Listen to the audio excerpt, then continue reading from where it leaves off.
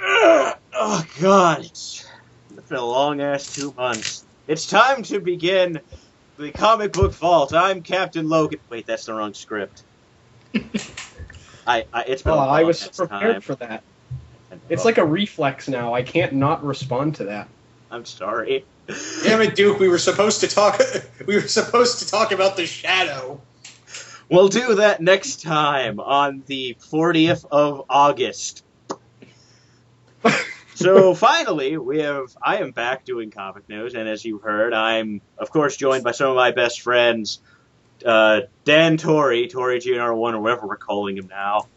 Yo, guys. Thanks for having me, Duke. Not a problem. And Deadpoolzilla. Hey, guys. Yes, we are back. Before we go on, I might do a live show one of these 4 days. Tonight's just not the night. I'm not in the mood to deal with technical difficulties tonight. I'm just in that mood. But I want to see a Saturday if the two respective hosts of that day are going to show up. I'm keeping it a secret from everyone else. These two know who it is. We do. Yes, they were proud stars of the TV series Cheers, and I'm glad I got them. Well, you could easily afford Norm. I could afford Norm and John Ratzenberger. You could probably afford the whole cast. No. Ted Danson's hard to get. Oh, is he? Yeah, and Woody Harrelson. I can't get Woody Harrelson. Oh, that's true. Yeah, he does things. He does too many things. So it's comic news. As I've said, the couple update videos I've done, I'm sorry it's taken so long. I've missed you all. I've made a shrine for all of you. It's right in the corner of my room. Like Helga from Hey Arnold. Exactly. I have a heart-shaped picture frame with your picture in it. It's actually just a mirror that I hold up to you, but it works. You make everyone who watches comic news out of, household objects, like football. And you can marvel at it, but you can't DC or Dark Horse at it. No, I am negotiating to be able to boom at it, as disgusting as that sounds now. But, well, depending... literally, I said that, and then it just clicked to me, that's disgusting. So, pleasantries aside, we got a lot of stuff. We're going to get a few early things out of the way, because I do realize panels for these things are going to happen tomorrow, I believe. So the big stuff will happen. But a few things were here, so I want to just get that out of the way so it's less busy work tomorrow. So there's a few things about Days of Future Past. More importantly, that someone beheaded a Sentinel and brought it to the convention center. Yeah, I really liked the poster that they had with it, too, that said something about eliminating the mutant threat. It was a cool little propaganda poster, and we got that head on a pedestal. The design looks pretty cool. I was pleased with it. Yeah, and I was hoping, because I think earlier this week I'd found out, and big spoiler, I'm sorry if no one knows this yet, but they announced that Peter Dinklage is going to play the guy who invented the Sentinels. Yeah, Trask. Oliver Trask, yes. Which doesn't matter, because I still think he looks like a tiny Ron Burgundy. Have you seen those pictures of him? He looks like tiny Ron Burgundy. That's awesome. He's Chibi Burgundy. Dan will find you a photo. We will. I totally see it now, but I never made that connection in my head. I was just like, Bolivar Trask mustache, awesome. But yeah, you're right. He does look like Ron Burgundy. Yeah. Here's how my brain works versus Dan's. Dan's actually noticed as a comic book character. The first thing I think of is what comedic thing I could say. Ron Burgundy. Good. Yes, we have a head, and then we have a few pictures of what some of the characters look like in the movie. And God, this cast is getting huge. Yeah, it is. Bishop is in the movie now, apparently. Yeah, and he has dreadlocks. Well, I've seen it with dreadlocks. Yeah, he's had dreadlocks before, Dan, and I mean, recently they made him bald. I was just saying, he's got dreadlocks. That's cool. Oh, I think you're saying like he looks like a vampire because of his bright red eyes. Why isn't he Idris Elba? Because Idris Elba had to say okay to another Nick Cage film, I guess. I don't know. He's in too many comic book films, Dan. Come on. I was just kidding. I'm on a Idris Elba kick after seeing Pacific Rim. I really enjoyed him in that. Yes, but I'm not familiar with this actor that's playing Bishop at all. I don't know who this is either. Actually, does it say? I think I've seen this guy in the show called The Wire. The Wire. I need to see that. I that's one of those things that I apparently need to watch before I die. So yeah, that's someday. Okay, Omar C. For a moment, I was like, is this that Boo Boo Stewart person we've been hearing about? But no, it's not. I can't wait. His name doesn't make us laugh. Oh, and then we also have armored up Picard and Gandalf. Yes, and they look glorious. Is Stewart wearing? Is that a? Okay, that's a jacket. For a moment, I thought it was like some sort of scarf. Well, it's better than what I thought. I thought he was wearing. They stole one of the suits from G.I. Joe: Rise of Cobra. Oh God, no! If you're going to steal anything from G.I. Joe movies, make it Retaliation. Come on. At least that movie was awesome. And, yeah. And Colossus is still there. I like that we got a picture of Colossus. Maybe this means he'll do something in this movie. Because this cast is looking, I have doubts. You ask too much, Dan. Well, yeah, I mean, I figured Wolverine and Kitty Pryde, as we had learned before, Kitty Pryde is supposed to be a big part of this movie, and obviously, you know, it's another X-Men movie, so Wolverine's going to be a big part of it, too. I just hope some of the other characters will get a little bit more spotlight that we haven't given to before. Because the X-Men has, like, enough characters to make its own universe, like the Marvel Cinematic Universe. There's so many. Do you think that's what they're going to try to do with the X-Men films from now on with Fox? I think so, because there's a bunch of rumors going around that they're going to announce an X-Force movie at Comic-Con. And if that's announced, I will cover it, just not today. Yeah. Like a lot of people are thinking it's going to be announced this weekend. We'll see.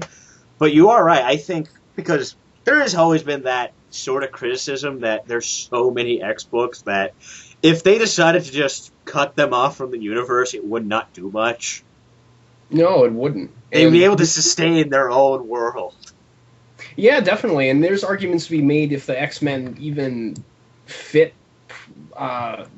organically into the rest of the Marvel Universe. I've heard people make compelling arguments on both sides.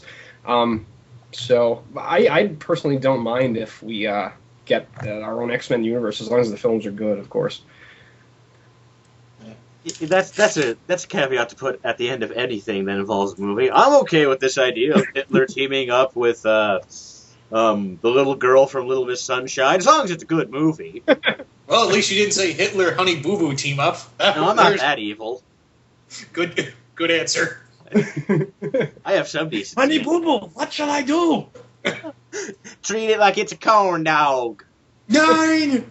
Damn it, I think we just made that TV show more unwatchable. Or more unwatchable. If you add Hitler to something, someone's going to watch it. for reasons I can't define, of course. For ratings, we're going to put Hitler on the TV show. We found his corpse. It's going to be like Weekend at Bernie's. And I am now absolutely sure Comic News is back because of this conversation. We're back, baby. Just imagining like a puppet, like a really crappy puppet system. Like on strings, you visibly see the screens and the frustrated like lighting guy trying to move him. And then Rick Harrison from Pawn Stars shows up to investigate. Yeah, he prices out the Hitler puppet corpse. I'm gonna call him my buddy. He's an expert in Hitler corpses.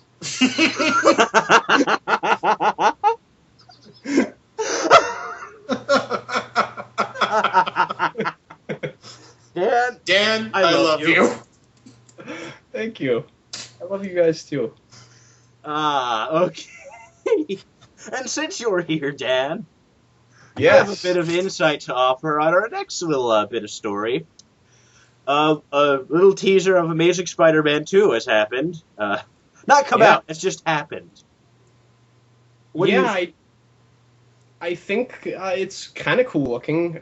Jamie Foxx looks good. I like the costume it's going for, a more Ultimate Electro thing. I've heard people compare it to Mr. Freeze, which is fair. I mean, yeah. Even me, I make the jokes, but I've been making them less since I've seen like them apply a electrical effect to them. Yeah, I like you can sort of. Yeah, I like that you can see like the neurons and the nerves in his body electrically charging and stuff. Like that's what that red stuff is. I think they're which is very cool. Since this is such a science-based universe, it's very cool to see them. I mean, I don't know if that would really happen if you got electric powers. That's probably not plausible at all. But it makes it, give it some sort of scientific credence, I guess, in my mind. Yeah. And the little voiceover we get there, he's talking to a scientist or something, and it gives me the impression that we're going to get the classic Electro origin where it's sort of an accident and people are going to test on him and try to figure out what's up with him. So that should be cool. A lot of science themes should be present in the film, so that should be cool. This little 40-second teaser did put my mind at ease of what all the news we've been getting back and forth about Amazing Spider-Man 2.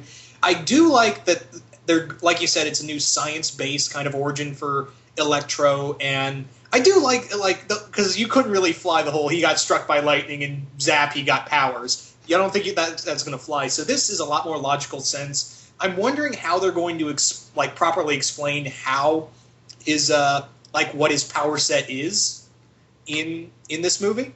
Yeah, that'll be interesting. You're right. And the other thing is, I'm curious because they went with the whole animal DNA thing before. You think they might do it again or go down the route with Spectacular Spider-Man and say they spliced his DNA with electric eels or some shit? Maybe. We spliced his DNA with this desk lamp. Because do electric eels have a see-through kind of look to them? Yeah, they do. Yeah. That's interesting. That maybe you're onto something there. I like the way you think. Yeah, I agree. That's a good theory, I think. One of the things that I'm hoping for too is he's sort of a working class kind of supervillain that gets these powers, and he's kind of Electro's always been kind of a loser before he gets his powers, and then because he's a loser, that's why he becomes a supervillain and never wins because he's not a good person, and that'll be interesting to see. You think they might go down, Dan? You might think he's doing a voice in this too. What do you guys think of his voice? I don't. Let me hear it one more time, real quick. Like he just talks at the end, doesn't he? Well, he talks to the whole teaser. Oh yeah. I'm an idiot. I watched it twice, at 9 in the morning. Not even 9, at whenever it was actually first announced. I was barely conscious. I have a paper out to do, people. I'm busy. It sounds like a Batman voice, actually. Yeah, that's what I was thinking. I mean, maybe it's just because he's sort of whispering. He sounds tired. Yeah. You'd probably be exhausted, too, if, your whole anatomy drastically changed. Yeah. He just smirked at me. It's scary. Yeah, exactly. It sounds like it's him right out of whatever the hell made him that. Walking out, like he was out of the shower, the terrible science shower. Yeah. I'm just, the 40 seconds we got here look pretty cool. I don't really know if it's gonna mean that the film's good, but. Yeah, because I'll admit, this looks good, but it does. I've been losing faith on this movie. Out of it brings me though that Mary Jane news that's been swirling around. So we'll see. And the other thing is I'm kind of wondering what the direction they're going to take. Like you were talking earlier about, Dan, is the direction they're going to take Electro. Are they going to make him a lackey, or are they going to make him a guy who's going to try to bring down the establishment?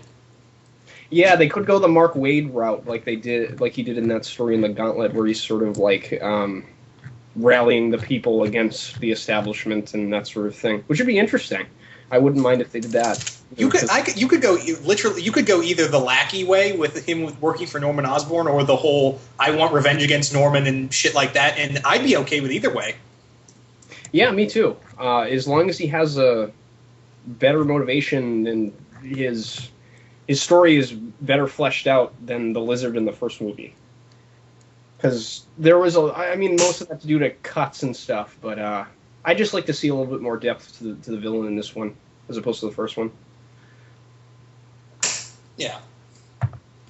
Okay, well, let's transition a little. I don't have much to say on this, but it was announced during the whole, okay. Also, another little caveat, a few of these things were announced 3 days, within the last 3 days.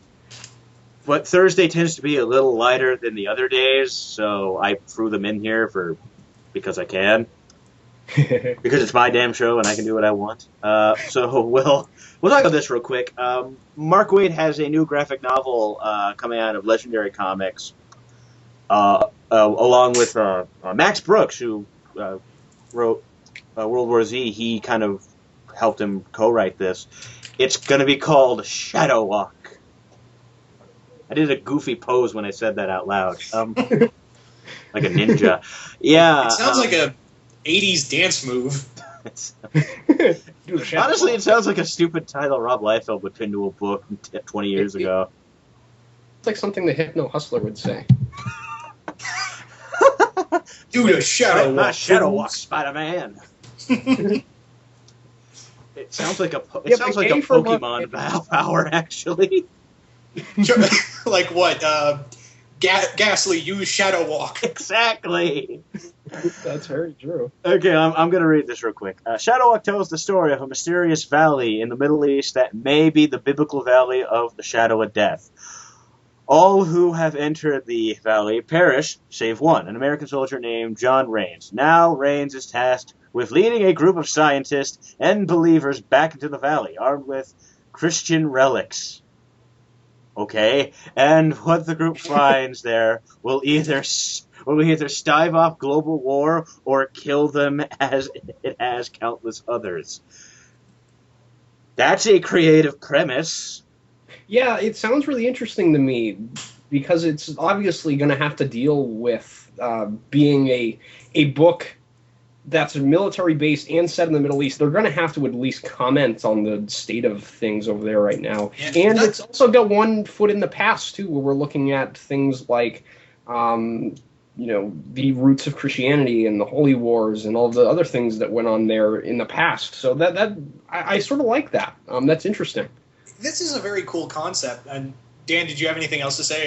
Didn't mean No, not at all. Just off the top of my head right now, a lot of it has to do with Waid being on this. Yeah, that's honestly the thing that caught my eye. I saw Mark Waid's name and said, I wonder what this is. I think that this is a good idea. I mean, this is also the first time. I know Mark Waid has delved into some religion, but this is going to be like his first religious-centric story, I believe. And Max Brooks is also really good at writing not just supernatural stuff, but as well as military. Because in World War Z, it has very military-esque stories to it. And as well, he's written a really good G.I. Joe graphic novel, which was straight-up military. And oh, yeah, that's right. He did do that. That was awesome. Yeah. And so this is a really good combination, in my opinion. I think these two are going to do a really good job. And this is going to be, like you said, Dan, this is going to be something that is, since it's the Middle East and it's going to delve into the Holy Wars and everything else that goes on there, it's going to have to be addressed. And I'm pretty sure it's going to be addressed and, speculated at in this form. Yeah, I agree. I'm actually really intrigued by this the more we talk about it, actually. This is something I didn't know all that much about Brooks other than that he had written World War Z. And now that I'm thinking, some of the things that I've heard about World War Z and how he wrote the world's reaction to the zombies and things like that, I think it would be really interesting to see a real biblical thing being proven and how that affects the real world and changes people's perspective on it. It does sound really interesting. So this is something I might be inclined to check out. It sounds really cool. Plus, Shane Davis is on this too as an artist, and I like his work. I was about to mention that. You've got my money already. Shane Davis, Max Brooks, Mark Waid. You've got my money. I'll definitely keep my eye out for it. Yeah, were you guys aware Legendary had a comic book imprint? By the way, Dan, they're the ones who published that Holy Terror book Frank Miller did. Oh, interesting. I didn't know that. Yeah. I didn't know at all they did that because I stayed away from Holy Terror like a sane man. Yeah. So does that mean Legendary's going to adapt it into a movie once they find a new home? I'm just kidding. It could be. That'd be awesome. We found a new home with roadside entertainment. It's going to be great. Speaking of which, I'm recording Sharknado as we speak. I'm happy / sorry for you. Don't be. I'm excited to watch this after all the hype it got. I want to check it out for myself. It took up Twitter. That's how much people were somehow. That never happens with these kinds of things. Wow. At all. Okay. Hold on, guys, real quick. I need to quit the recording and do something. Oh yeah, sure. Okay, our next story. This is more of a reminder that this is still happening. A trailer. Yes, they made a trailer for Afterlife with Archie. Seriously. And in case any of you are still curious about this, it is an alternate universe where the Archie characters are stuck in a zombie apocalypse. I'm going to read the description in this article to see if it gets your interest. The comic begins with Jughead's dog, Hot Dog, being run over by a car, leading him to convince Sabrina the Teenage Witch to resurrect him. What comes back from the dead bites Jughead, infecting him with a virus. And on the night of Riverdale Halloween Dance, the zombie apocalypse begins. Now, keep in mind, everyone, this is not a limited series. This is an ongoing. This is a premise they have planned out. This is Walking Dead in the Archie universe. That they at least have some sort of foresight that this is headed somewhere eventually, right? I like that Francesco Francavilla is doing this because I think he's one of the best artists working. I wish he was working on something that I had interest in, but wait, he's doing this book? Yes. How the hell? What? Yeah. Let me just try to sit down, even though I'm already sitting.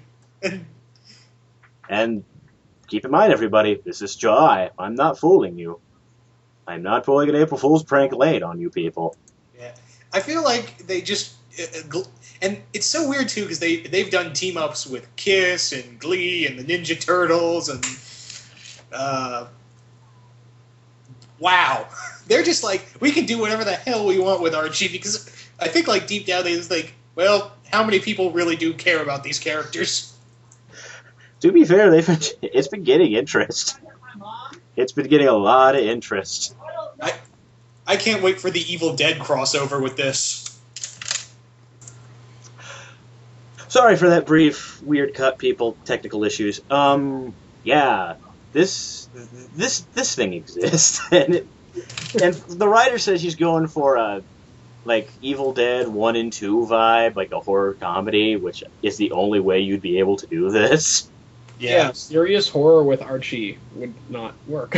Again, this would if you have Afterlife with Archie versus Army of Darkness or Marvel Zombies, you have my money. If Ash Williams shows up out of nowhere, then this will be great. They had him meet the Punisher. We're not totally out of the woods. No, we're not. People have been, because I know some people, because recently, last few years, ever since they announced Kiss meets Archie,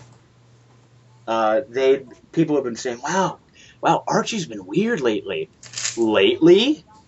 Because Archie meets the Punisher. I mentioned a cartoon once called Archie's Weird Tales, where he fought ghosts and aliens and shit.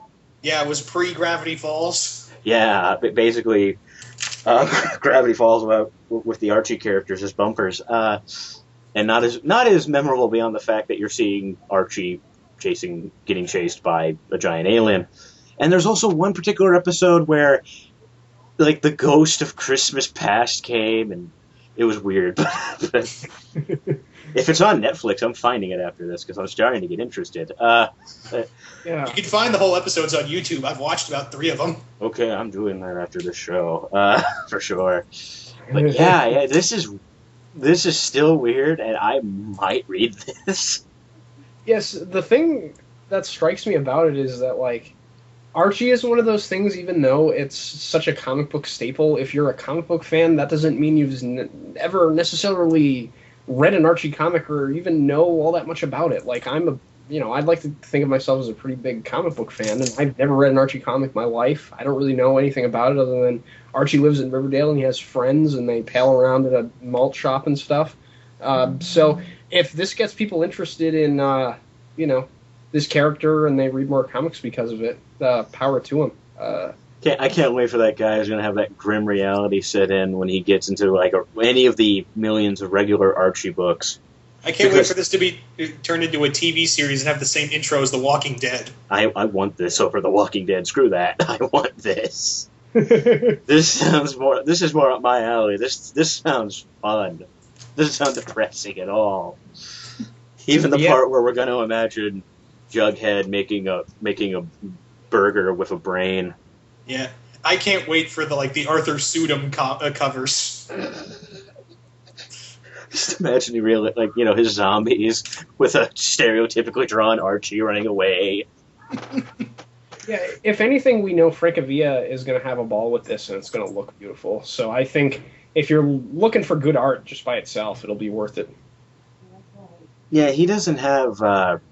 he is not afraid to just do whatever. I mean, we first saw him on Batman, and I was definitely going for a horror vibe. And what else has he done? He's been doing a lot of cover. Like he's one of the guys Dynamite goes to for covers now for everything. Yeah, and him and Alex Ross. Alex Ross, and Cassidy. Paulo Rivera too now. He does a lot of covers for them. Mm-hmm. And that's sweet money, obviously. Just all you gotta do is draw a cover. Or top tier artists. I love all their work. And he's actually been doing he's been doing one of the covers to, and we'll mention this in a little later, but to the Doctor Who Prisoner of Time maxi. He's been doing these cool kind of collage covers. I like him as an artist, and I love that you think his style would limit him, but in all honesty, he's never, he's always doing different things. Yeah, I know he had done, I think he did a book at Dark Horse that was one of Mignola's Hellboy universe characters. I think he did Abe Sapien miniseries, he did the artwork for that. I think that's it, yeah. He's definitely been a rising star that a lot of people have been noticing, and I'm glad. We need good art. We need someone who can also do, because damn it if he's not consistent. He did let's see, after Detective, wasn't he doing Black Panther, the Man Without Fear? Was, yeah, and he's done a few issues of Hawkeye so far too. So he's sort of in and out at Marvel and DC, and it seems like his long sustained stories are at smaller companies, which is kind of cool. Yeah. Mm-hmm. Didn't he do some work with Daredevil with Mark Waid, Dan? No, I don't think so. I'm shocked that hasn't happened yet. That should happen, though. That would be awesome.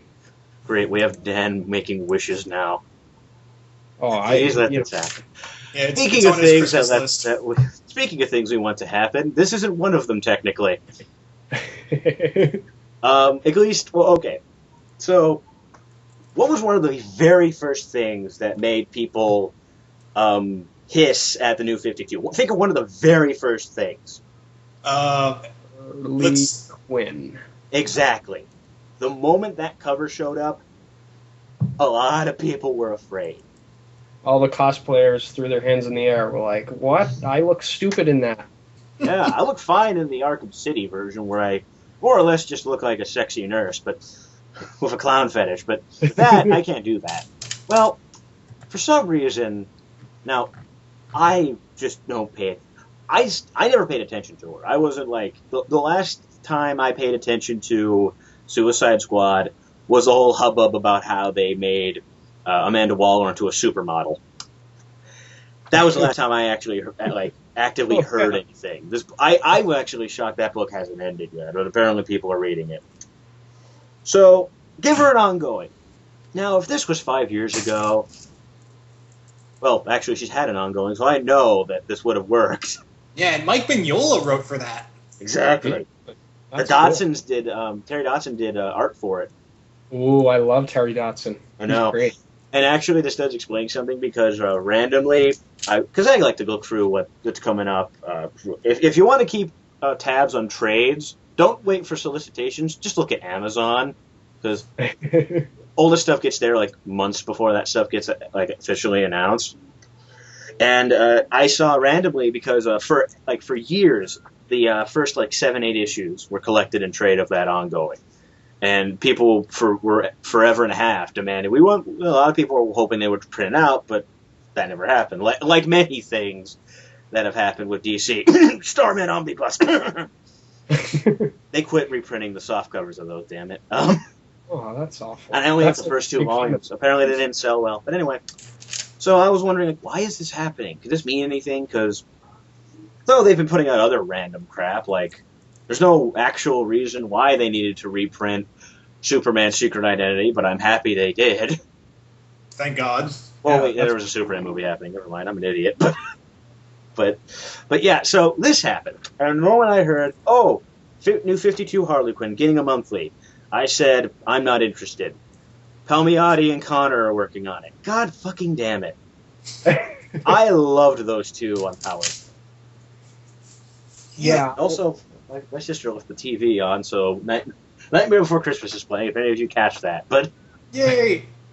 But, so I might check this out based on the creative team. Damn it. That's the same way with me. If anything, I'll give the first 2 issues, if I can get them, a look. Mm-hmm. But other than that, I don't know, because even though we have a great artist and writer on it, the problem is that, DC's probably going to mandate the hell out of it. Yeah, which is a shame, because here's why, because I have said this a few times before. Their run on Power Girl, along with Justin Gray, one of my absolute favorite runs, because it's fun.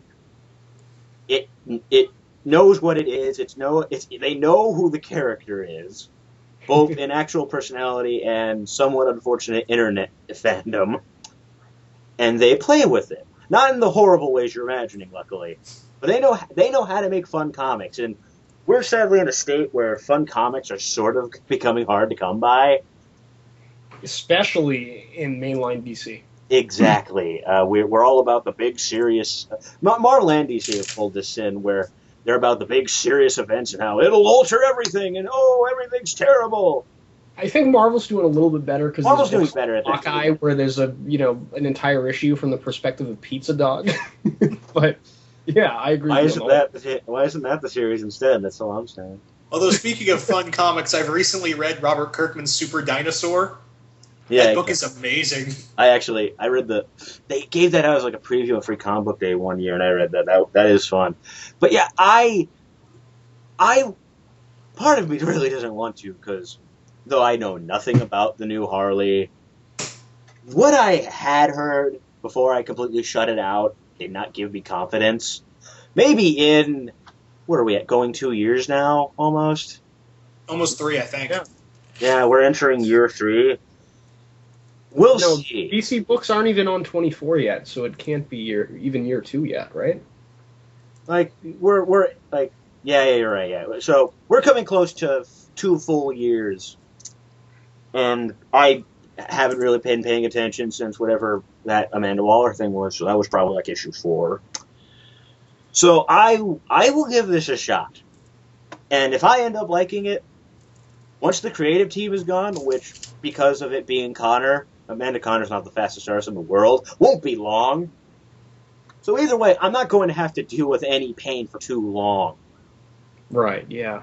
I'm sorry, but these people, because Connor's co-writing it. She didn't co-write Power Girl before, so I loved. I only paid attention to before Watchmen Silk Spectre for a few reasons, and part of it was because she was a part of that book, and she knew how to write a teenage girl's perspective, because that was very much what that book was about. It was, you could almost change a few aspects, and you didn't have to call it before Watchmen. You could just make it its own thing almost. Yeah, that book was great. Which is why the ones that Darwin Cook were involved in were good, because they tried to stay away and do their own thing, as opposed to all the others that tried to remind you that they're in the Watchmen universe. Yeah, agreed. And while I get that, if you could, it's just dangerous territory where even if you could do something with it, it's still, it's annoying. Whereas, like I said, with Minutemen and Silk Spectre, it just happens to be Watchmen characters almost.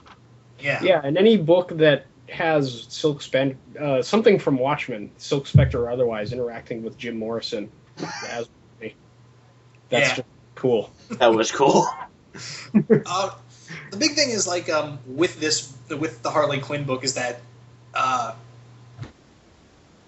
what can you do? I mean, you can do anything with Harley Quinn, but there's so much stuff to her that I don't really care about. Like, is she still part of the Suicide Squad, or they just not ignore? Or are they going to ignor that? And all I can get is that she's joined a roller derby in Coney Island. So the characters from the movie Rollerball are going to be in this, right? No, we're not we're going to have that movie with it, because that movie isn't terrible. Fuck Rollerball. Or at least fuck movies that insist on cutting every millisecond to something else. If you have ADD, never watch Rollerball because your head will explode. That's how DC works, Duke. Damn it, you're right. Maybe that would fit in. I forgot that every line of dialogue had a new panel.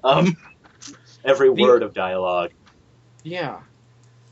Yeah, I'm sorry. I can see this sort of addressing that we haven't seen with Harley's character in the 52, and maybe the cover of the first issue that we have here is indicative of that, because it has the Joker's face and all the kisses all over it. I don't know that we've ever really full-on addressed what's up with their relationship, other than, like, little things. Like, I know they interacted a little bit in that Death of the Family thing that Snyder did in his book, but it wasn't really talked about all that much, like why they're not together anymore, what happened, because I think she's in a relationship with someone in Suicide Squad now. Yeah, so. she's banging Deadshot. Oh. For a moment I was like, please tell me it's the shark, because that would be hilarious. Are you kidding? That would be like every weird geek out there's furry dream. I would honestly forgive that book if it had the balls to say, I want Harley Quinn to date a humanoid shark. Every furry would agree with you. I don't need their approval. I just love ridiculous ideas. She's attracted to dorsal fins, right? Hey, we all have our things. And well, great. Now I want to see the great movie of Harley Quinn and the shark make a porno. DC might as well try. If you search hard enough, you can probably find it on the internet somewhere. Yeah, we just probably convinced a young porn producer of a really stupid idea. Or a fanfiction writer. Or both. So, well, I'll be at my computer after this. I'm going to pay for my computer after this. So, let's move on. On that note. I'm sorry, everybody, sort of. Brief thing, Silly Sue DeConnick, I can't say her full name without screwing it up, is launching a new Ghost ongoing at Dark Horse. I know she did a mini-series, and I've been meaning to read that. Yeah, I've heard good things, and I like DeConnick's work.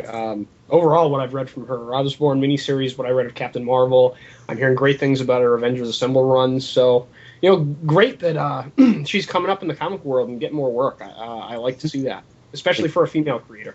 Exactly. And I've actually been curious about the Ghost for the longest time. I've never gone to read anything with her. The miniseries that the comic did was the thing where I wanted to do it, but I just hold on. I can't get away with those technical glitches. Anyway, Ghost, DeConnick stuff. Like you, Duke, I have no prior knowledge to the Ghost other than a story that crossed over with Batgirl that had her meet up with Cassandra Cain. Oh, that's cool. Yeah, that was one of the other. I know there was they collected a few random crossovers Hellboy did with her and Starman, and I considered picking that trade up, but I never did. It was good. Well, it's actually just a two-part story with Hellboy meeting Batman and Starman, and then the other issues is just him and Ghost teaming up. Yeah. One moment. Keep talking amongst yourself. My sister needs help. Okay. What do you think? What do you think about this, Dan? I'm with you guys. I don't. Some people really do not know how to operate laptops. That's all I need to share with you people. And right, she's right behind me, looking at me in anger. Anyway, so yeah, I just don't got much to add on this. Besides, I like the I like the writer. I kind of like Ryan Sook. Yeah, I've never seen him do much art wise. Yeah, I'm with you guys too. I don't really know all that much about the Ghost, other than actually the premise that was at the top of this article. That's what my knowledge of the Ghost, the extent as to where it goes. Actually, I see her cosplayed a lot, so there's that. Oh, true. Yeah, the premise sounds interesting. I like the whole supernatural angle with it, and the Terry Dodson variant cover. I think that they have for the first issue looks great, but other than that, I don't know if it's something that I'm interested enough in to read, just because there's so many other things that I'm really interested in coming out right now. But who knows? I like the Ghost. It's great. I'm sure DECONNICK will do a good job with it. Yeah, and the other thing is, like, with this is that I've also kind of noticed that Dark Horse is kind of trying to revamp all their old heroes, because these are the Ghost, and they've recently done X, and they're soon to do Martial Law. Those are all old classic Dark Horse original heroes. So I'm kind of wondering, are they trying to just bring them back for the new era? And the only time I've ever read, generation. No. Yeah, for a new generation. But the only time I've ever read any of them was when they did a crossover with all the Predators. Like, they did this event in all the Dark Horse comics where the original heroes got hunted by predators. And that was it. Huh. I wonder if Dark Horse would ever consider making a superhero universe of their own with Hellboy in it. That's a good question. Like, that's always been the thing. Like with Dark Horse, is that they've had their heroes meet before, like Ghost and Hellboy, but it's never been like a set universe. And maybe you're onto something, Dan. Yeah, I don't really know anything about any of the Dark Horse heroes other than what I've seen in the Hellboy movies, but like, so I'm not sure if those worlds are even compatible. You know what I mean? I don't know, because there was a case where, because I have a couple Hellboy trades. I have the first one that John Byrne actually wrote, and Mignola just sort of kind of worked with the plot and the art. And there's a character that Byrne created that shows up like for one page. Mm-hmm. During the moment where they find him, just like in the movies where they find little baby Hellboy, and they can't, and Mignola can't use that character at all because it's not his. He's gotten that question once in a while, like, "Are you ever going to reuse that guy?" Like, no, we can't.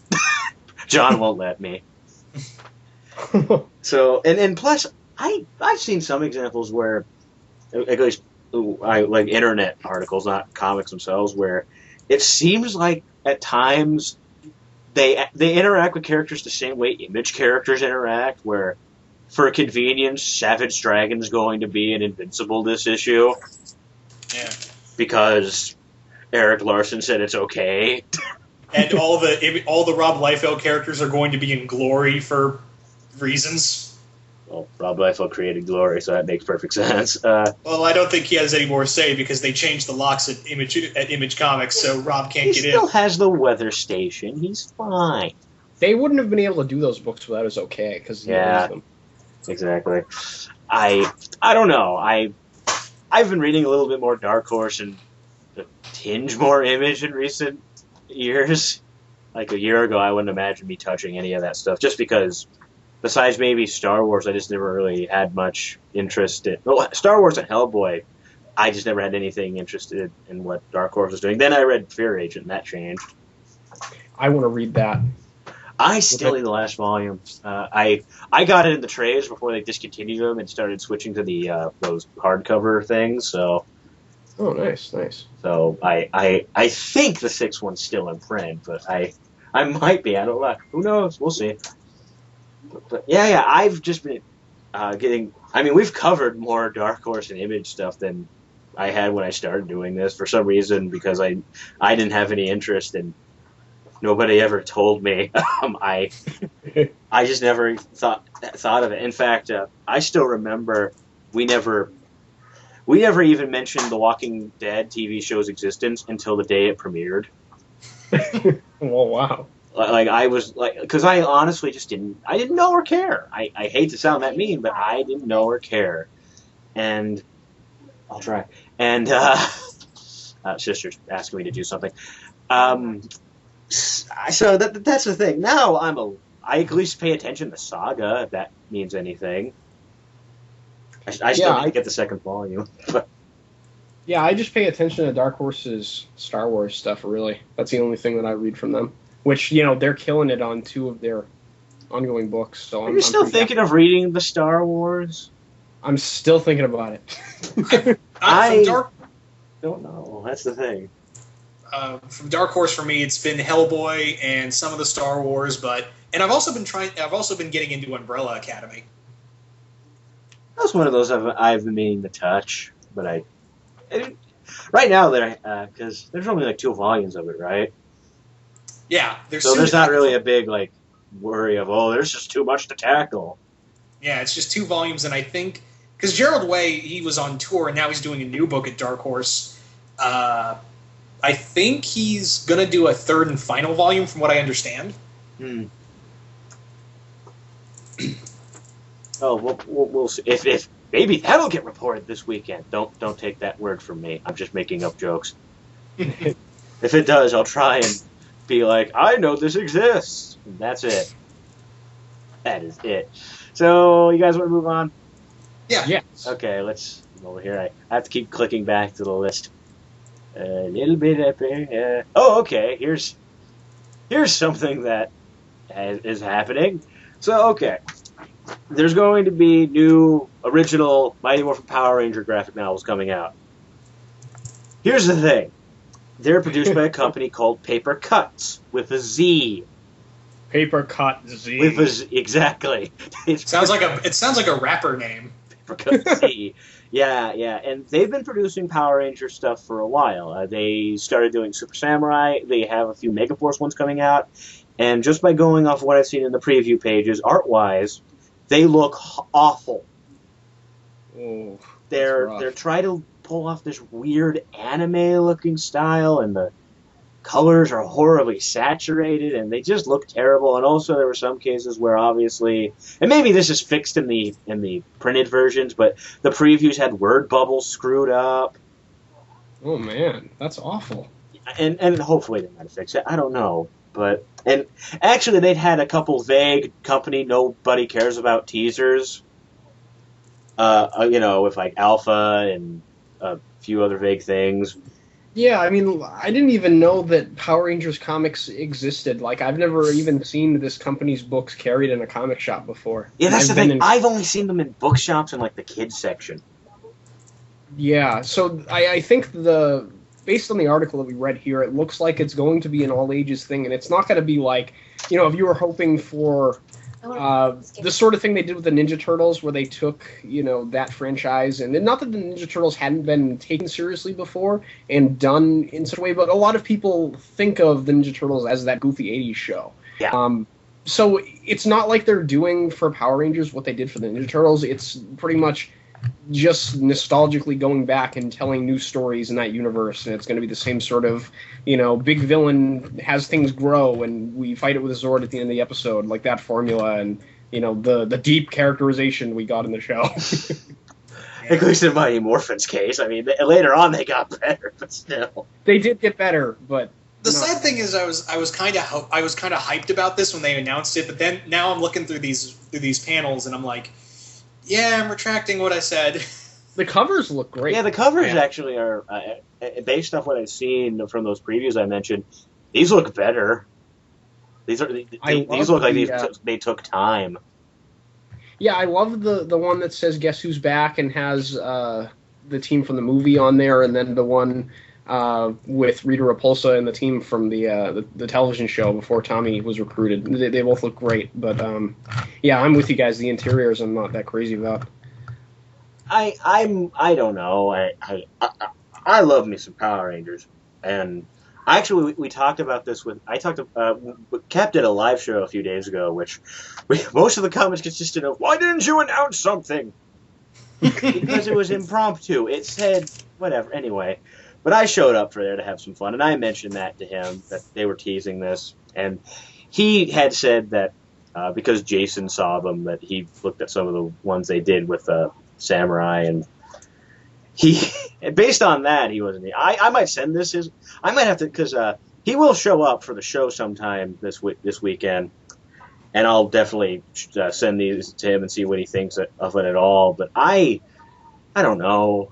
They're not going to be in comic shops. For many reasons, I don't hover around the kid section of bookstores because I look creepy when I do that. I mean, like I could, wear a Superman T-shirt all I want. I'm not going to look normal. Well, it's better than what you got. I got the last time I bought one of the Boom Studios Darkwing Duck comics. Everyone gave me the shit eye for it. How dare you? How dare you have? I will give them this. I will give them this. I'm looking at like the cover image, especially the Guess Who's Back one. They stayed true to the show and they drew the Yellow Ranger like a guy. because many people make fun of this, but in the Japanese version, the character was a guy, ironically named Boy. And so they could have another girl. They just said, we'll make Yellow a girl, and this is how immature I am. If you look at the Guess Who's Back cover, Yellow's sporting a bit of a bulge. Yeah, you're right. And that's not even strange. Like, they could have easily just drew a skirt like Pink does, but no, they stayed. Well, to be fair, Yellow has breast, but she still has. It looks like she has a bulge. Do you think there's a Power Rangers wiki page for this? No, I hope so. I don't know. Like the Star Trek one. No, there is a Power Rangers wiki actually. So I don't know if this is updated on there yet. We'll have to breast on it after the show. Oh, and see if they have an entire page dedicated to it, like they do in the Star Wars and the Star Trek ones. Oh, that'd be hilarious. Can you notice the bulge of the Yellow Ranger? That's the point. Adults are talking. Go. Touche. Anyway. Now, Dan, you're probably going to have to sit this out for a bit. Ooh. Dan, because me and DPC here have to nerd out a bit. So I like IDW. That's all I have to say. You do like IDW. That's the extent of your experience. Yes. On this story. Okay. So IDW and BBC are ending their deal with producing Doctor Who comics, and I don't really have much to say because I actually haven't read much of their original stuff. All I've really read constantly is the big maxi they're doing right now. Yeah, and the thing says that they're going to end it right after that maxi series is done. Basically, yeah. Okay, that and the that really terrible Star Trek crossover they did. I read that. But yeah, I'm not completely shocked at this because when did they get the license? Like 2008? They've had it for a while. So I'm not shocked. And also, for the last issue of the ongoing, they're bringing in Paul Cornell, which is a big deal because he got his start writing Doctor Who novels. You guys are in for a treat, I think. Cornell's great. No, I know. He's done some episodes of the new show. Oh, interesting. I've read a couple. He's done some comic strips. He's done a few audio dramas. He got his start with Doctor Who before he got into comics. Oh, cool. I didn't know that about him. That's awesome. Yeah, I still say that his favorite script from him for me is The Family of Blood and Human Nature. And I've seen that episode, and I've actually read the original novel because it started out as a novel. Yeah, for Seventh Doctor. For the Seventh Doctor, yes, and I read that, and I said final issue like the big 2013 special. That's going to be $8, so I'm going to read that on the shelf and put it back probably.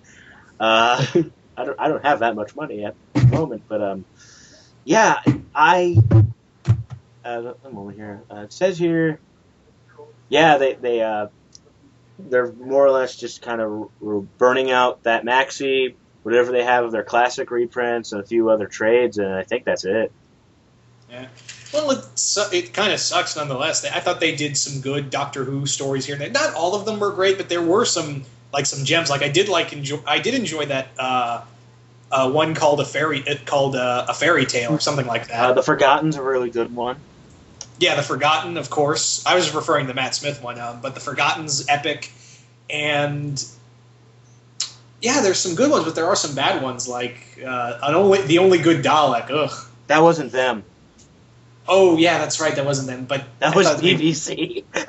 That's theirs. Now the big question, Duke, is like, do you think they're going to go to another? They're just going to give the rights to Doctor Who comic rights to someone else, or do you think they'll just do their own thing? I don't know, because they still do their own thing. They still technically they let the official magazine do a comic strip, and actually, I've been reading because they've had this special 50th anniversary strip that ties into Unearthly Child in the most creative way ever, and in a good way, I mean.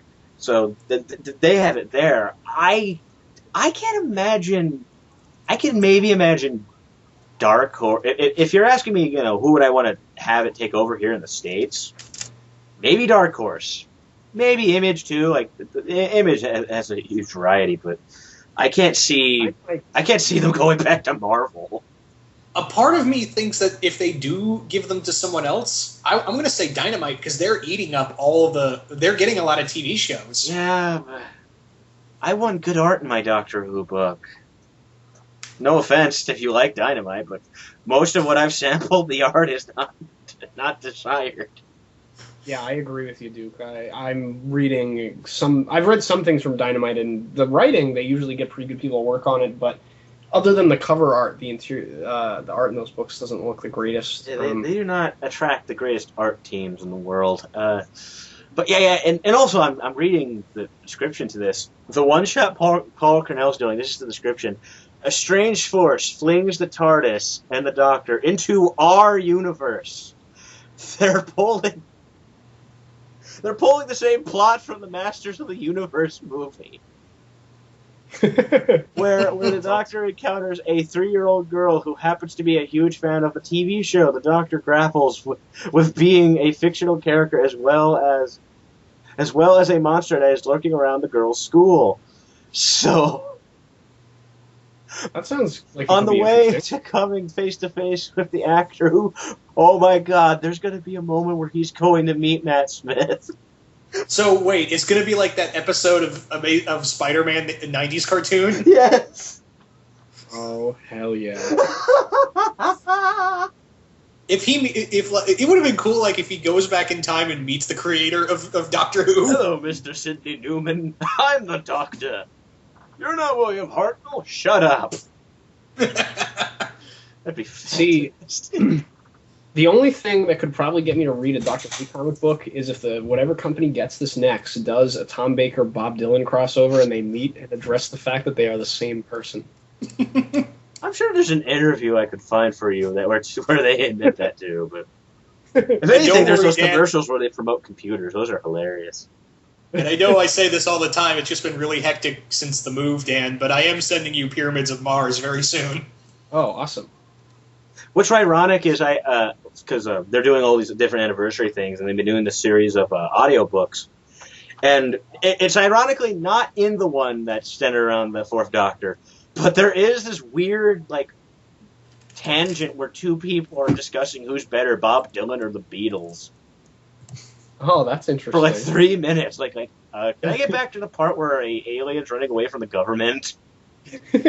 I mean, can we just agree both are awesome and move on? Come on. Yeah, I agree. Exactly. But, yeah, I'm not too upset about this happening because I just don't have a huge, me being the big fan of the franchise that I am, I just didn't have a huge investment in what IDW's done. Yeah, I mean, I'm not a Doctor Who fan or to any degree, really. I've never even watched an episode of the show, but from what I've heard from people that are into the show and stuff, what they've been doing with Doctor Who hasn't been Ninja Turtles. You know what I mean? It hasn't been probably because, well, they're doing on something where there's more of a mandate to it, where hey, you're letting us use your product, and BBC let a lot of people do that, and For what they are letting them do a lot of creative stuff. It's they're I mean, for years BBC has let other people do that. I mean, Big Finish Productions has been producing audio plays since 1999, and as of right now, their license has been extended to like 2015. So they've definitely trust other people to do it, but yeah, it hasn't like they're not allowed to transform the franchise like they did Ninja Turtles. Yeah, and that's kind of the thing. Like, IDW and Hasbro stuff has been a lot. You know, Hasbro's been allowing them to do their stuff in any way they see fit, especially with Transformers and G.I. Joe for the longest time. And now they've got those Ghostbusters. franchises have always had like a thing where people just like to restart and do their own thing all the time, like in TV and even the comics before. Well, it's always been like with G.I. Joe and Transformers. It's got a set continuity in their comics since 2000. I want to say 2006. Yeah, you're right. But yeah, they've been pretty much been doing whatever with MLP and like you said, Ninja Turtles and even Ghostbusters, like Dan mentioned. Mm-hmm. Yeah, I think even though they're losing the Doctor Who license, they're going to be fine as a company. Oh no, this isn't gonna because yeah, this isn't like what Star Wars is to Dark Horse right now. Yeah, which is hilarious because IDW has Star Trek. Yeah, and even that's not their Star Wars. No, I wish their Star Trek stuff was great, but I think the biggest thing for IDW right now is their, let's face it, their MLP stuff, because that's because that has a line of addicts ready. Yeah, myself and Coolio included. Yeah, yeah, they're fine. So, okay, our next story is Steve Niles is going to be working on Army of Darkness comics we have a few Dynamite things here. This is more Dynamite than I've talked about in a long time, I'll say that much. Yeah, a lot of interesting news from the smaller presses today. And yeah. I would mention the Bob Burgers news, but I'm saving that for Manos. Well, I think it's because they want to get, like, Dynamite and IDW and all the independent books want to get their stuff out before DC and Marvel start dropping their bombs. Mm-hmm. That's what I figured, yeah, too. Exactly. Yeah. That's definitely it. But yeah, I've only, like, read one example of the Army of Darkness stuff Dynamite's done that I liked, and that was the Marvel Zombie crossover. I've sadly read Ash Meets Obama. Really wish you didn't, huh? Yeah, no. Not at all. It's not? But Steve Niles is awesome. Yeah. I talked a little bit about this. I did a video on it, and I'll say this, like I did in my video. Steve Niles is a good horror writer, and I think he's a good pick for this. However, I've read really good Steve Niles, like with 30 Days of Night, and I've read really bad Steve Niles. I mean, like, oh my God, I need to stop reading this and throw it in the garbage and light it on fire. Bad Steve Niles. So it's a gamble, really, with this. But what it is, like what I understand what the book is going to be, it's going to be a reboot of the Army of Darkness comic series again and be like Evil Dead 4 in comic form. Like it's going to be it's going to take place after that final scene in Army of Darkness. Which final scene? Because there's two. The scene in the supermarket where after he kills the Deadite and he's like, "Hail to the King, baby." Damn, I wanted the one where he wakes up in the future. Well, he's fighting a Deadite Merlin in this one.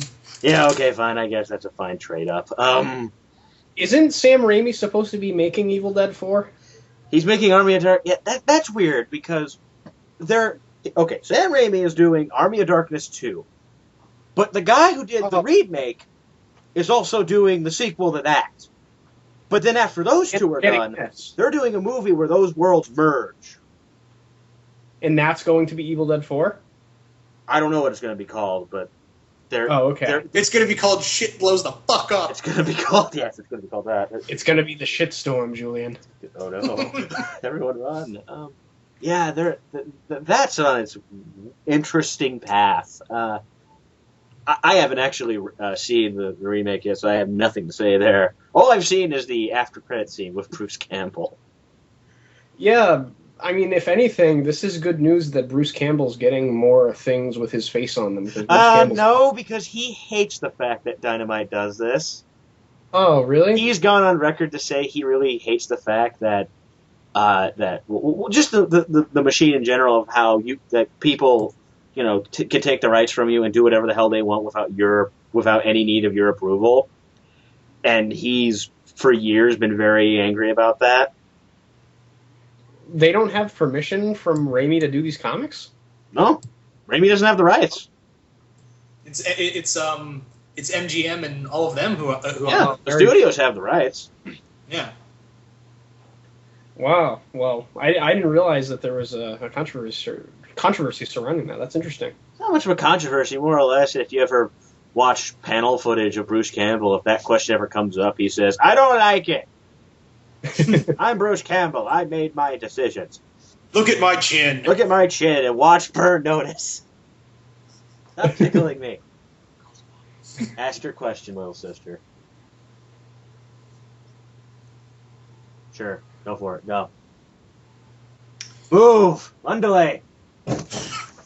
Anyway, I don't know what the hell she just did. I think the Evil Dead's happening in my room right now. Yeah, that's dangerous. You're not going to cut your tongue in half, are you? Oh, do that. Anyway. Let's get some scissors. Okay, go. Anyway. Yeah, I don't know. I might read this. I might give the first issue a shot. I just never have Dynamite. They had Stargate, and they were never on my radar. Yeah. And they still own Stargate, and they don't do anything with it. No offense, I've seen a bit of what they've done with Stargate. I'm happy. No, that's Battlestar Galactica. Never mind. That's what the Abnett Landing thing is, right? That they're doing? Yeah.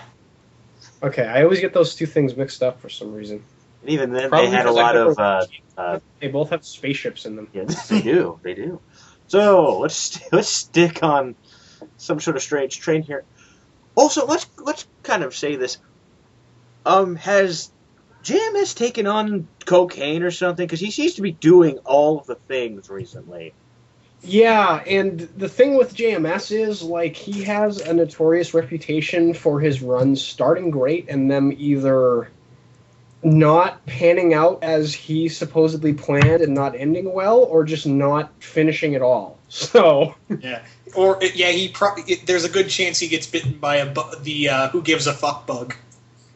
Yeah. I mean, I could describe the situation right now.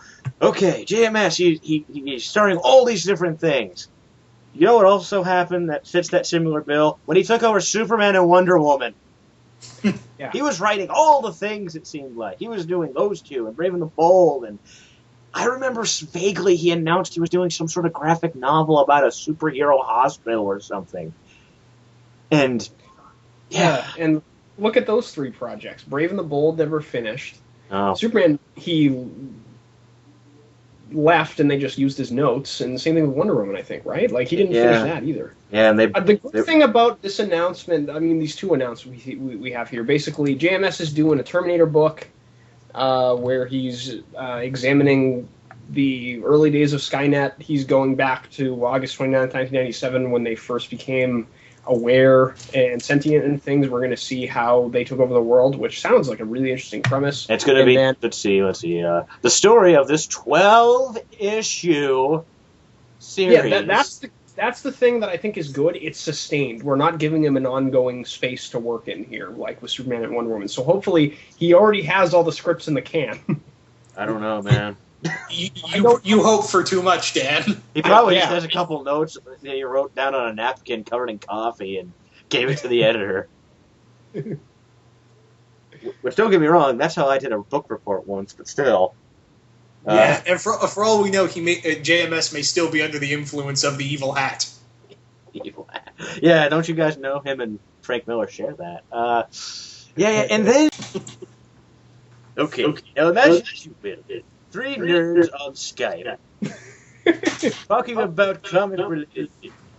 It's not that interesting, and it's only fit for the 2002 version of the thing I'm referencing. We're here to enter news about the Twilight Zone. News about the Twilight Zone. I always love doing that. I love that voice. Yeah, JMS is tackling that too. Yeah. Are we recording? Yeah, we are. That's why I began the little intro. My bad. Anyway. No worries, no worries.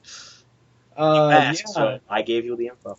Both of those premises sound really interesting. I like Twilight Zone. I like Terminator. I like the premise for the Terminator book. And we don't have enough anthology comics being published, so that should be cool. I'm just hoping that we get JMS of early Amazing Spider-Man and early Thor instead of, his DC work. And Superman Earth 1, the first volume of that I really enjoyed. So hopefully. He's got 12 issues on both those books.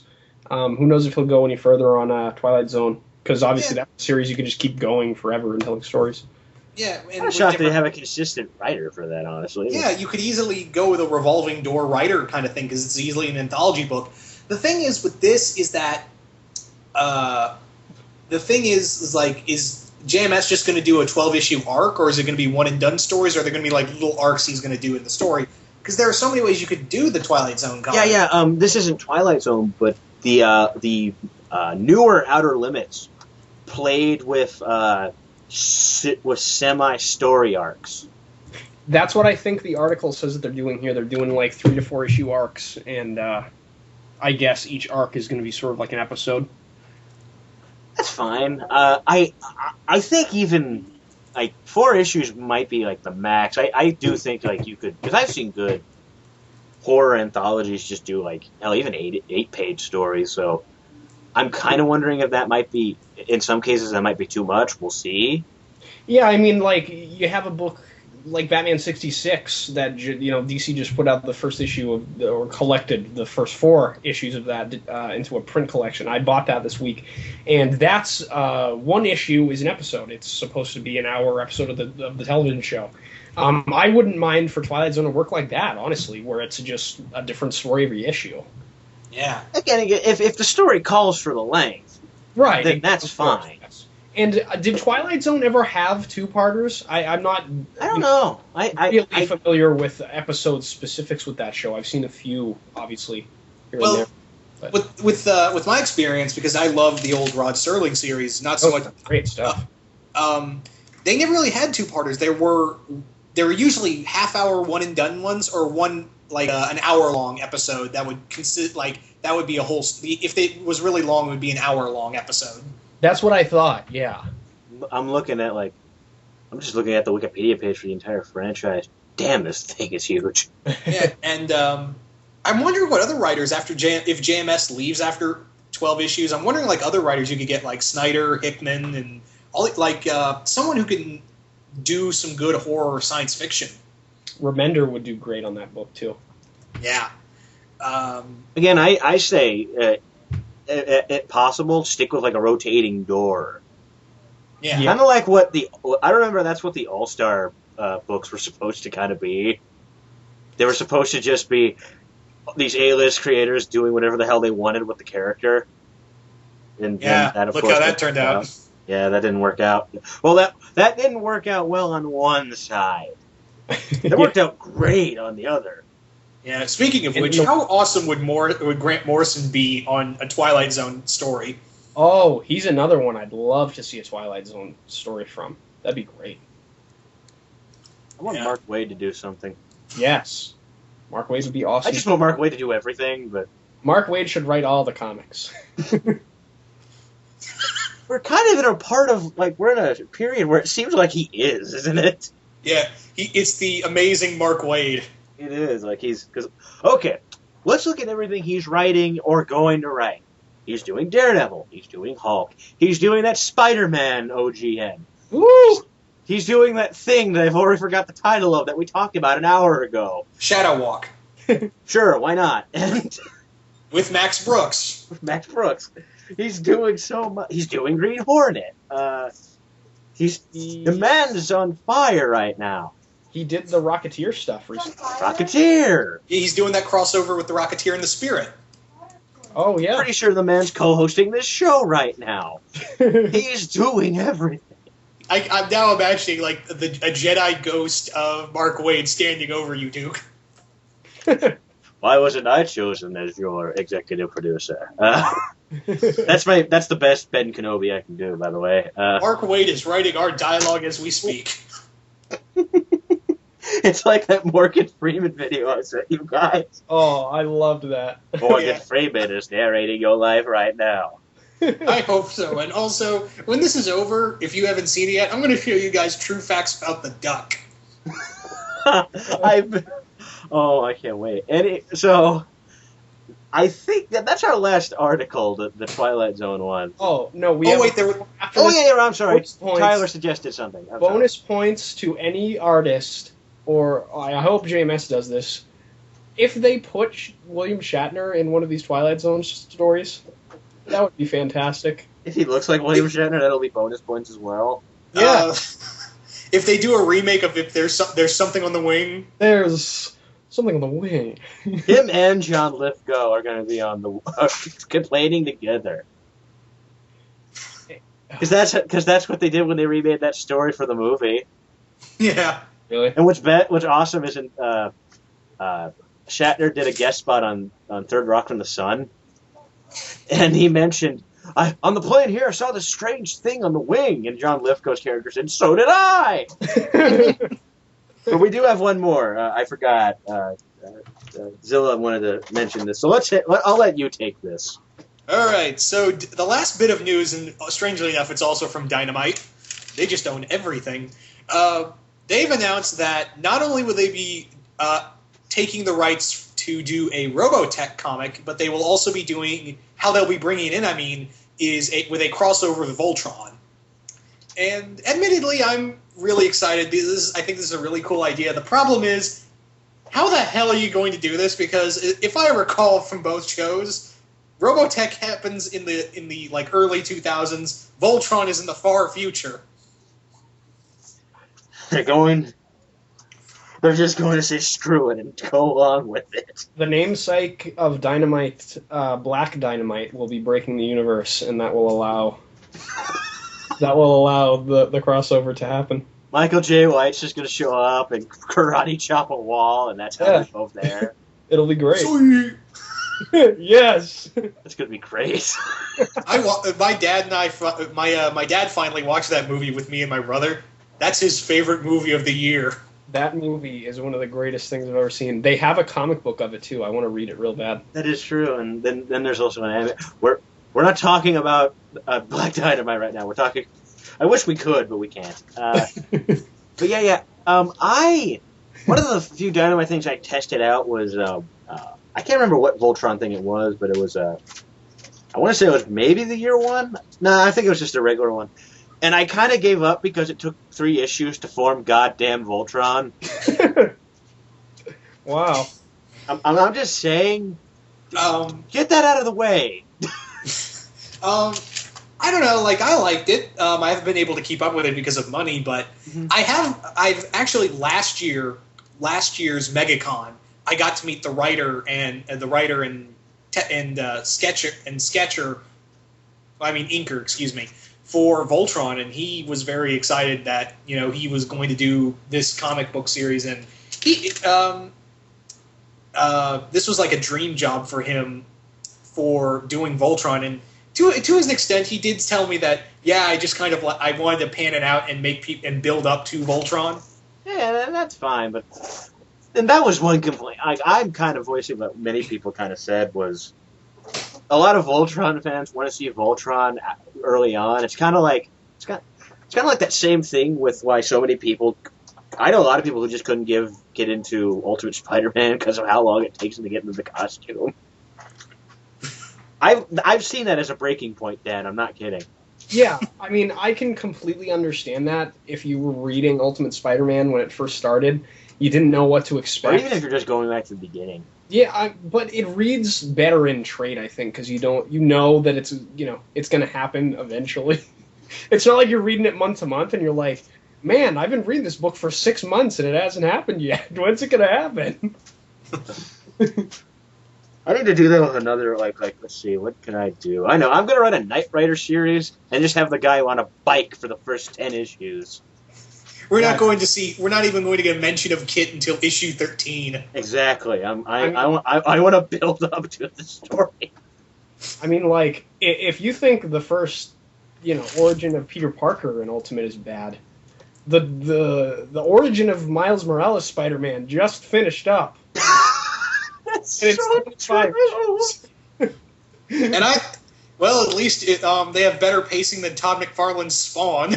No, like, it was great stuff. It was really engaging, but, like, when you look back at it, you're like, wow, this is a 25-issue origin story. That's crazy. Also, big twist. We're still in Act 1 of my origin story for comic news. Yeah, we just hit intermission.